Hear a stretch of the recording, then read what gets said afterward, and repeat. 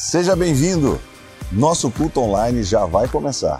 Aproveite enquanto isso, já se inscreva em nosso canal, seja um missionário e compartilhe com seus amados o nosso link. E não esqueça, deixe seu like. Quero compartilhar uma palavra com você nesta noite. E o tema dessa palavra é No Caminho de Emaús. E para nós darmos introdução a essa palavra, eu quero que você abra sua Bíblia aí em Provérbios, capítulo 14, versículo 12. O texto diz assim, há caminho que parece certo ao homem, mas no fim o conduz à morte. Amém? Sabe, eu quero, antes de nós propriamente entrarmos na palavra, eu quero contar para você um fato que ocorreu comigo há mais ou menos 20 anos atrás.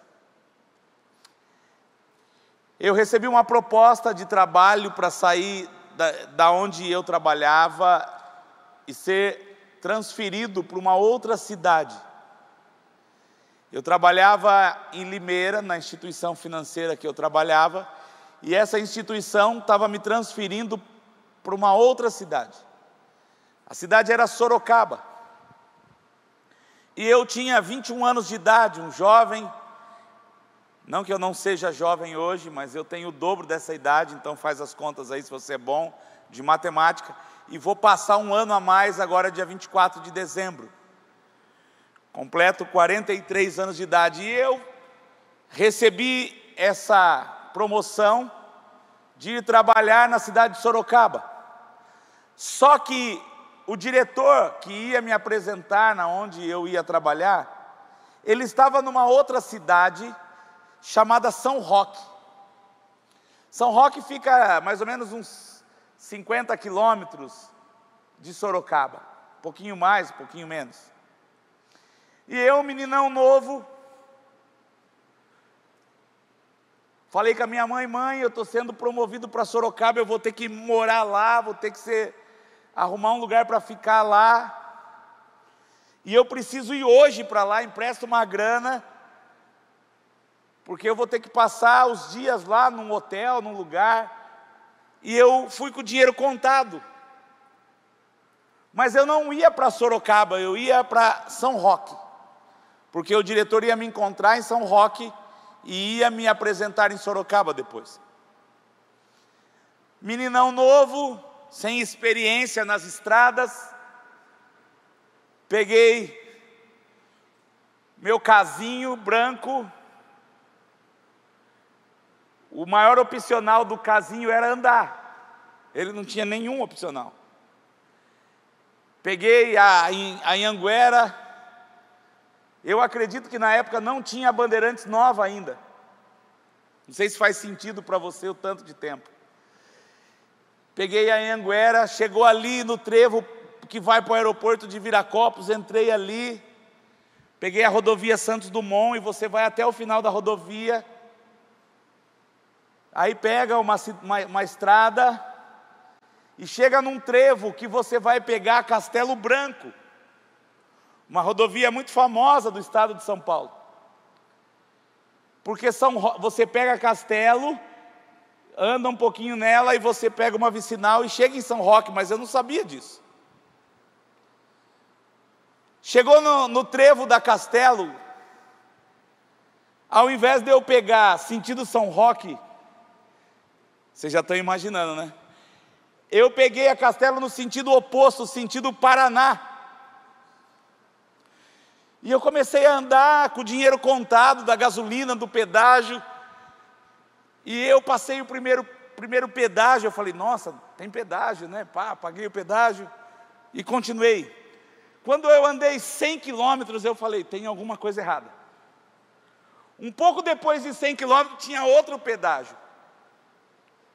E eu parei na cabine e cheio de razão, cheio de verdade, perguntei para a moça, falta muito para chegar em São Roque? Ela olhou para mim, com um olhar um pouco assustada, dizendo, esse cara não sabe para onde ele está indo. Eu estava sentido oposto 100 quilômetros da onde eu tinha que pegar sentido São Roque, ou seja, eu estava mais ou menos a uns 130, 140 quilômetros da onde eu precisava estar. O que eu quero dizer para você nessa noite? Que a estrada era a estrada correta. O nome da estrada era o nome certo, eu peguei a estrada certa.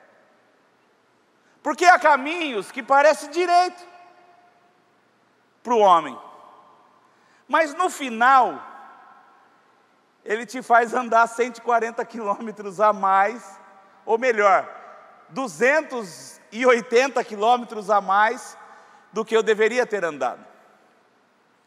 Com isso eu quero introduzir a palavra de hoje.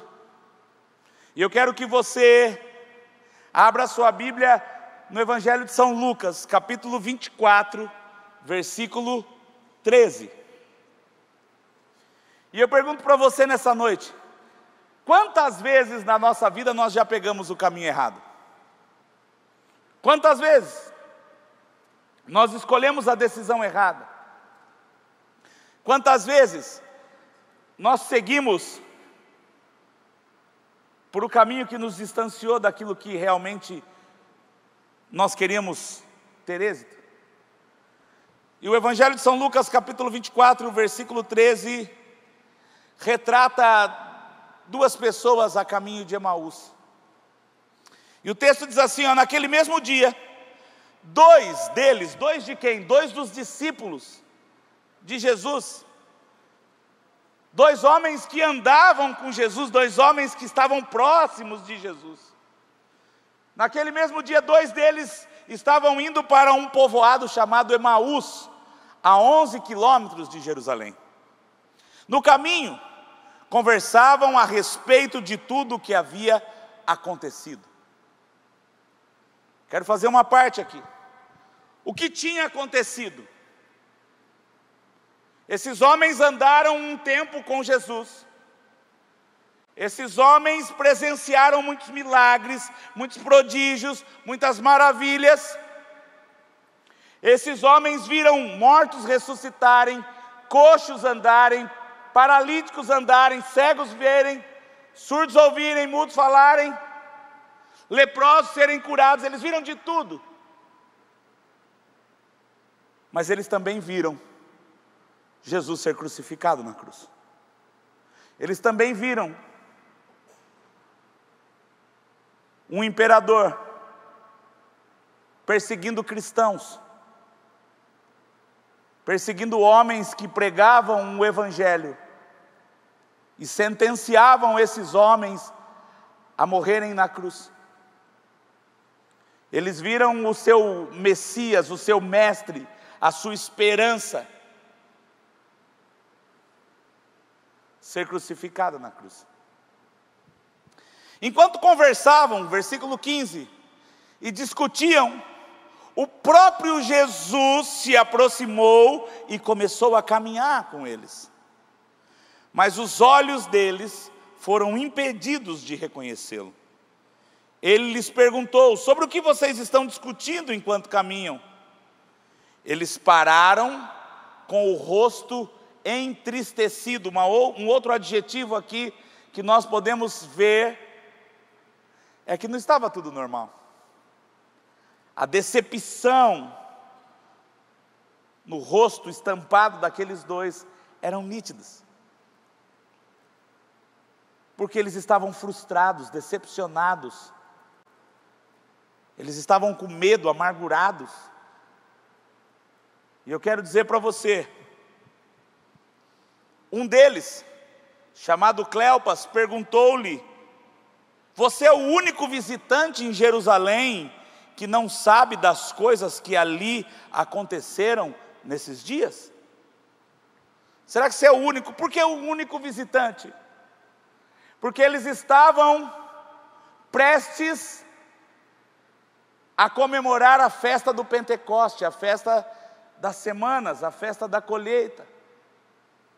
Eles estavam ali, próximos dessa data, que era uma data muito importante para o povo de Israel, em que todos os israelenses ou israelitas saíam das suas regiões e iam para Jerusalém agradecer ao Senhor pela colheita do cereal e pela colheita da cevada. Então muitos visitantes estavam chegando em Jerusalém por aqueles dias. Mas eu quero me ater nessa noite a esses 11 quilômetros que esses dois estavam percorrendo. E percorreram até que eles chegassem em Emaús. Entenda uma coisa, jovens, nesta noite: sair de Jerusalém parecia a coisa certa a se fazer. Imagina só,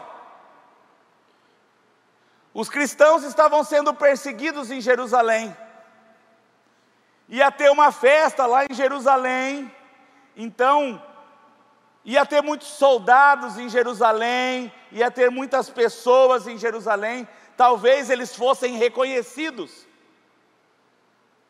talvez eles poderiam também ser capturados e até torturados, porque eles eram cristãos, eles seguiam Jesus.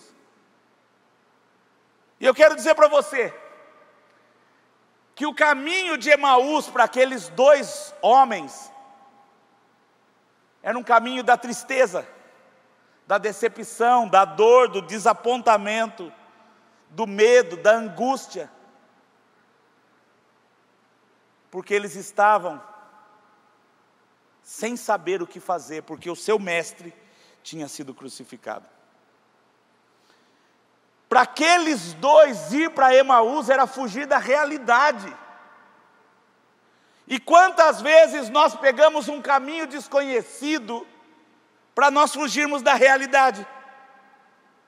Quantas vezes nós embarcamos num carro cheio de cara sem saber para onde ir, porque nós estamos decepcionados com os nossos pais, porque nós estamos aborrecidos com as regras da nossa casa, porque nós estamos chateados pelo não que nós recebemos dos nossos pais.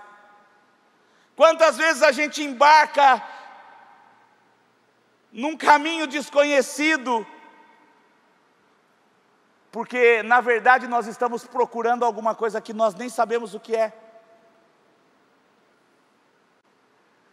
E aqueles dois embarcaram para um caminho, porque eles não queriam entender a realidade que estava acontecendo. Porque para aqueles dois, ir para Emaús era fugir da realidade que Jesus tinha morrido. Mas eu quero dizer para você, que para Jesus não importa a realidade atual que você está vivendo hoje. Para Jesus, não importa qual foi o caminho que você, por esses dias, escolheu para fugir da realidade que você estava vivendo. Porque quando Jesus chega naquela conversa, porque quando Jesus se encontra com aqueles dois, há uma mudança de realidade, há uma mudança de destino, há uma mudança de propósito, há um realinhamento do caminho certo. Como assim?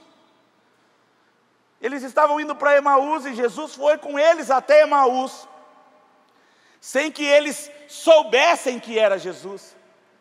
Mas quando eles chegam em Emaús, e eles convidam Jesus para ficar mais um pouco com eles, e eles vão comer, e Jesus dá graça, parte o pão, dá graça e eles bebem do cálice, e eles, é Jesus.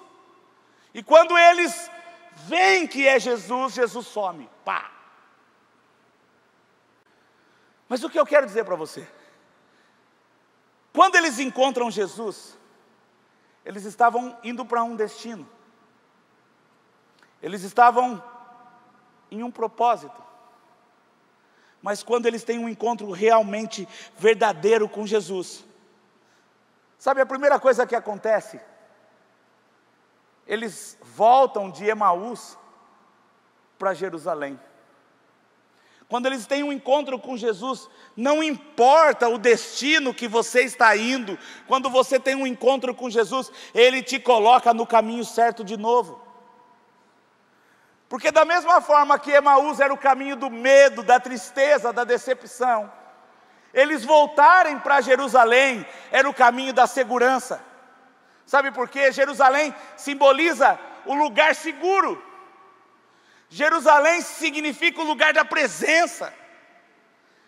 Jerusalém significa a casa do Pai.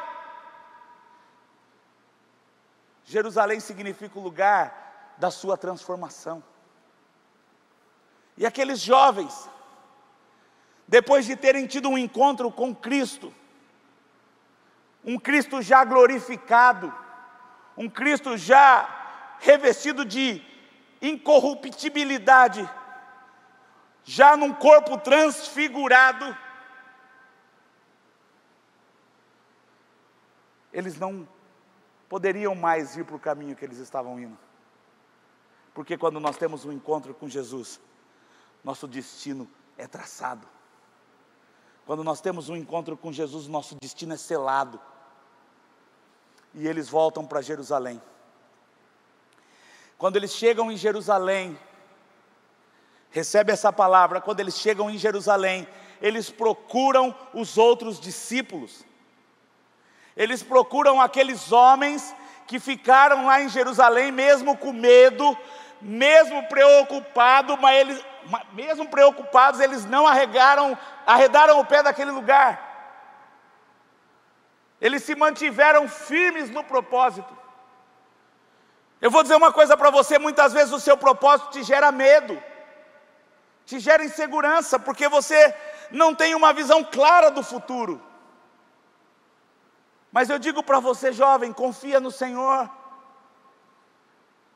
Credes no Senhor e estarás seguros.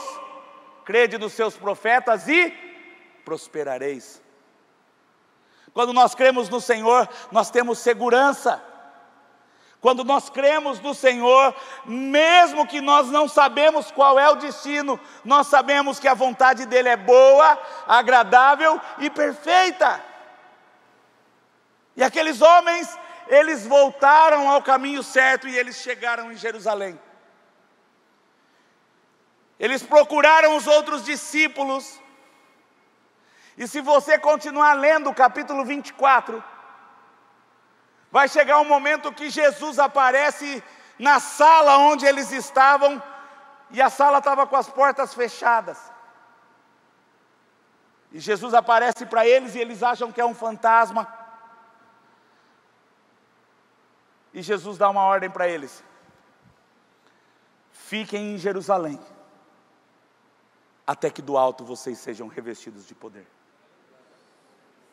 Aqueles homens, eles estavam até pouco tempo atrás fugindo da realidade que eles estavam vivendo. Mas depois de terem um encontro com Jesus, eles são os mesmos homens que foram revestidos de poder lá em Atos dos Apóstolos capítulo 2. Esses dois, Cleopas e junto com esse outro que estava com ele, mais alguns discípulos, foram os mesmos que no dia de Pentecoste estavam reunidos todos no mesmo lugar. Sabe por quê? Porque Deus tinha um propósito na vida deles, que era de pregar o Evangelho para toda criatura. E eles foram revestidos do poder do alto. Muitas vezes nós pegamos o caminho errado e nós deixamos de ser revestidos do poder do alto, porque esse caminho nos leva à morte. Às vezes esse caminho parece legal, às vezes esse caminho parece um caminho top, numa balada legal, numa galera legal, mas o resultado é que te afasta do propósito, te afasta do destino que Deus selou para você quando Ele morreu na cruz do Calvário, quando Jesus morre na cruz do Calvário e verte o seu sangue por causa de você. Eu quero dizer para você nessa noite, Faz tempo que você está correndo do seu destino. Faz tempo que você está correndo do seu propósito. Faz tempo que você está indo para Emaús ao invés de ficar em Jerusalém. Faz tempo que você está correndo daquilo que Deus tem para você. Faz tempo que você está correndo daqueles dons e talentos que Deus está querendo colocar em você para usar você na obra dEle. Faz tempo que você está com medo do que Deus pode fazer através de você e você tem resistido ao que Deus está querendo para você. Mas hoje chegou a hora de você parar de ir ao oposto daquilo que Deus quer para você. Chega de Emaús para a sua vida. Chega de fugir. Hoje Deus quer que você volte para Jerusalém, que você volte para a presença, que você volte para a casa do Pai.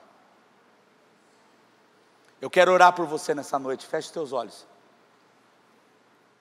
Espero que essa mensagem tenha falado ao seu coração. Tenho 2 sugestões para você assistir. Acompanhe aqui as nossas mensagens e aproveite e clique para se inscrever. Deus abençoe você grandemente, em nome de Jesus.